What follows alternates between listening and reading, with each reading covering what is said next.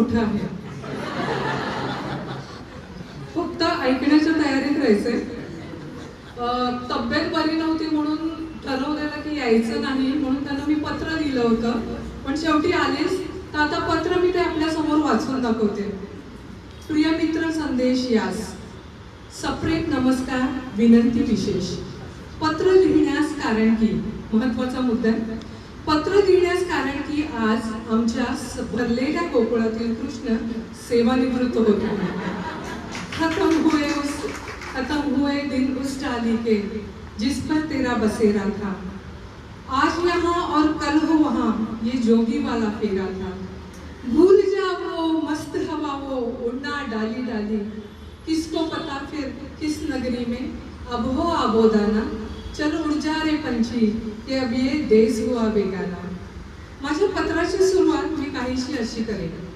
संदेश नावाचा हेमाचा नवरा माझ्या ऑफिसमध्ये आहे हे फक्त मुख्य कार्यालयात असताना ऐकून होते, पण तो काळा की गोरा हे देखील मला माहीत नव्हते.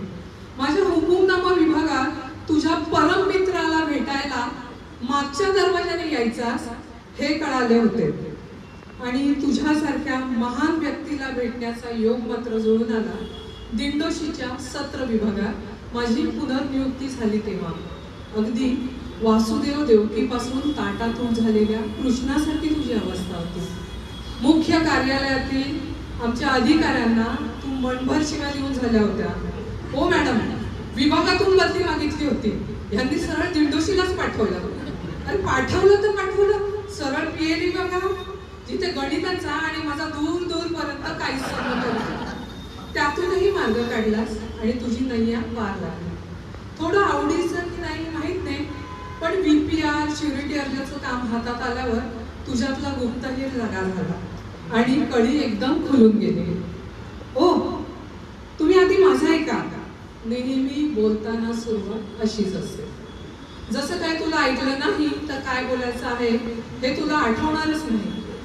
कार्यालयातील सगळ्या शाखेतील वित्तम बातमी पण कधी सांगितली असेल तर शपथ. हळूहळू हा कृष्ण आमच्या गोकुळात रमला, इतका की पुन्हा मुख्य शाखेत जायचं कधी नाव देखील काढलं नाही. आता तुझ्या मैत्रिणींची किती गणना करावी, म्हणूनच मी तुझा कृष्ण म्हणून उल्लेख करते आहे. ही माझी इकडची तिकडनं का हसायला नाही एवढं? ही माझी इकडची मैत्रीण, ती तिकडची मैत्रीण, नुसता होतावळा.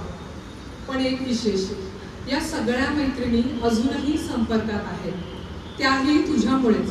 कारण तू त्यांना आवर्जून फोन करतोस आणि त्यांची विचारपूस करतोस. समाजसेवेची आवड नाही म्हणता येणार, ध्यास. आम्ही फक्त समाजसेवेच्या नावावर आर्थिक मदत